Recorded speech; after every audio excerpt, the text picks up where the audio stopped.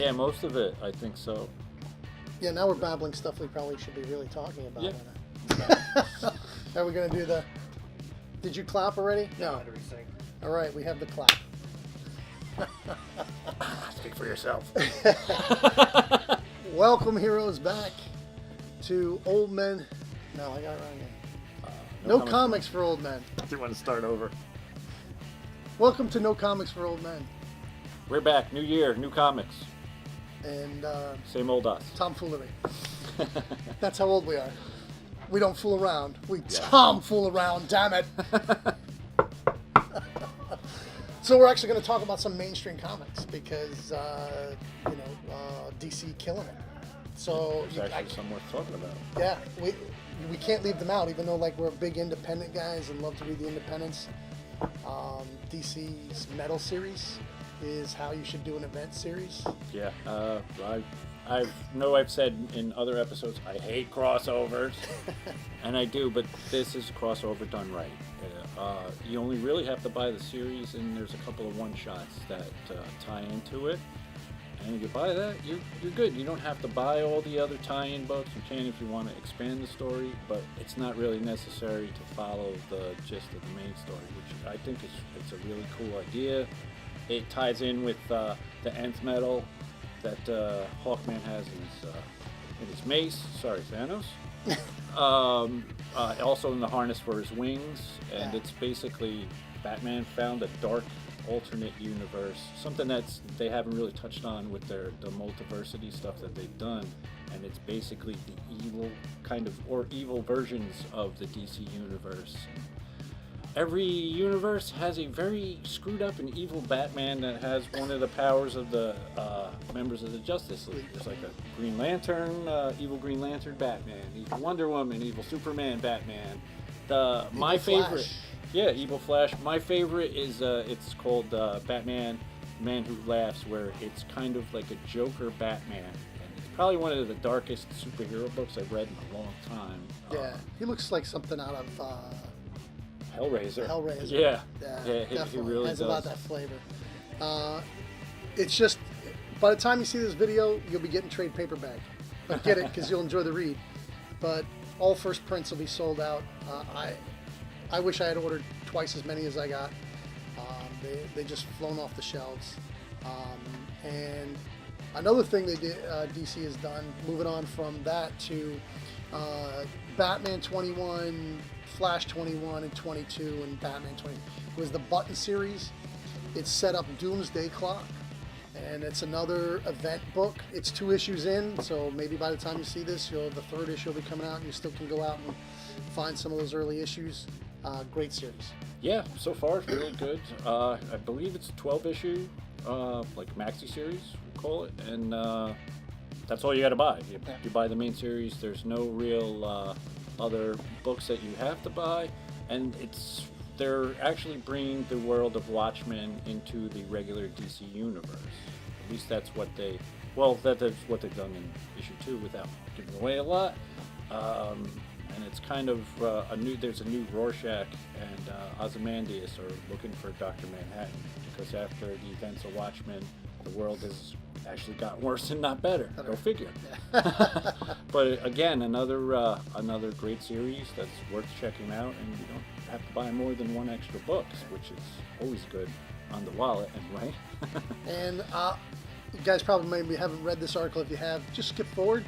But I read how Moore, when he was doing The Watchmen, he wanted to use the recently acquired heroes from Charlton. He wanted to use the Blue Beetle was going to be the Rorschach character, and Captain Atom, and that's kind of why Manhattan is blue. They just kept that because that's how they seen him, visualized him. They actually explained in number 2 why he's blue. Oh yeah? Yeah. I don't remember the exact details, but that would be a spoiler anyway, and we don't. Yeah, we don't want to spoil it for you. But if you always wondered why he was blue, they tell you why he's blue. Yeah. And thankfully, he's wearing briefs in this one. He's not no full frontal male blue penis floating around. But yeah, I mean, it's really interesting how they have these characters, and now they're going to move them into the DC universe. Just some great characters that they haven't done anything with it in years. Kind of sitting in limbo. Right. So yeah, no, get into it. A lot of things are happening that may affect the DC universe for a long time. Also, there's the new age of superheroes coming out. I will have to say, DC, if you're listening, please be listening. Cut damage before it comes out. All right. You created a Hulk that has powers for an hour. I'm gonna read it, and then I'm gonna hate on it here. Yeah, well, I'm actually looking forward to reading that. Not that I like to bash superheroes, because like you said, out of DC and Marvel, I think DC is doing a hell of a better job. Park, yeah. I mean, we could devote a whole episode to Marvel bashing, but yes, and maybe we will. We might, yeah. Which I hate doing, because I was always a Marvel guy, more so than DC, but I don't know, quality speaks for itself, and really, in my opinion, outside of the Star Wars comics that they're doing, I'm not really interested in their superhero stuff anymore. No, since Jeff Lemire left, I don't recognize any of the heroes anymore. I mean, they changed everybody to either a different gender or a completely different person altogether, and it's like, I don't. Right, and I don't understand why they just can't create another character. That would make, yeah. It's actually, you're the house of ideas. Come up with some new ideas. The sad thing is that it actually isn't like insulting to like, oh, you can't be your own character. We're going to give you somebody else's mantle. Yeah. Right? You're not good enough. You're not good enough to create your own superpowers. Yeah. We're going to give you somebody else's. That's what was always a head scratcher to me. It was like, why not just create, you want to have Asian characters, African American characters, create good new characters. Right. Why not? And DC's trying to do it. They got the new Superman, who's a Chinese Superman. I've read it a little bit. But I haven't got really his origin yet on where his powers come from. And I guess there's going to be a Chinese Justice League, which is smart, man. It's an opening, they're going to be able to sell comics in China. They're just going to translate them, and they're going to have all their own characters. So, I mean... Which is what they should do. Yeah. Create a new version, something different, instead of, okay, this is the character, but it's not really... He didn't take over Superman. He's using that title. But, he obviously didn't come from Krypton. Yeah. Right? So he's just a Superman. Mm-hmm. So that's something I'll have to check out. Yeah. So Unholy Grail. Ah, yes. The Aftershock We book. loved this book so much. Oh. Yes. Got me into buying other Aftershock books because I liked it so much. The telling of the tale in the first 3 issues. Phenomenal. 4, the crescendo of greatness, and then 5, we're done. It's over. It's a little too. It's kind of disappointing because it's so abrupt. Yeah. I mean, they throw so much stuff at you in issue 5. It's like, okay, Mordred's an adult, and then they have the big battle between Arthur's forces and Mordred's forces lasts for 2 pages. Yeah. It's a 2-page spread. That's it. Did we see Morgana again? Yeah, she's Only in this one. Short. It's very like.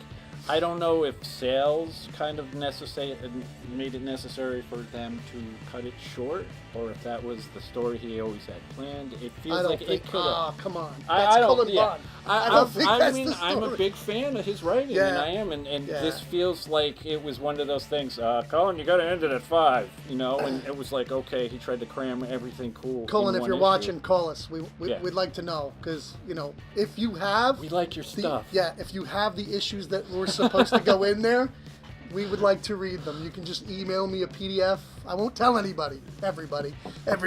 I won't tell everyone. But not for at least a week. Yeah. Yeah. The book was great. So is Dark Arc is great. It's continually be good. I hope it doesn't do this. Yeah, I hope it lasts more than 4 or 5 issues. I mean, that's like you said. Like the first 3 were great. 4 was okay, but it was starting to get a little rushed. And 5, it just.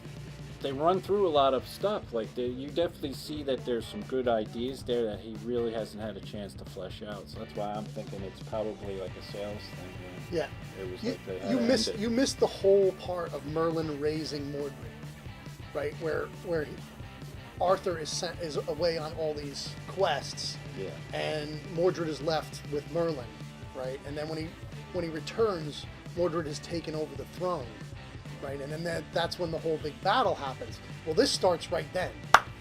He comes back and Mordred's on the throne, and He was a baby, now he's on the throne. So we didn't even get the whole quest for the Grail. Yeah. Oh man, I was looking forward to that. Yeah, And, all the different trials they go through. I mean, I love the especially since it's unholy Grail, so Yeah. it would have been flipped on its side. I feel like there was a lot of stuff they could have did with this that was just a missed opportunity. I don't know if that's all he wanted to do, which I don't think so. I mean, it's tough with the independents, man. You know, so many. I mean, DC. Everybody knows DC and Marvel. All my subscribers are getting their books, and maybe they have one or two independents in there, but to squeeze another one and another one, all these number ones that come out, it's tough. And I tell them, watch my show, watch other people's shows. Get an idea of what's out there and what's coming down the pipe, and you know, go to your local comic store and ask them what are they reading.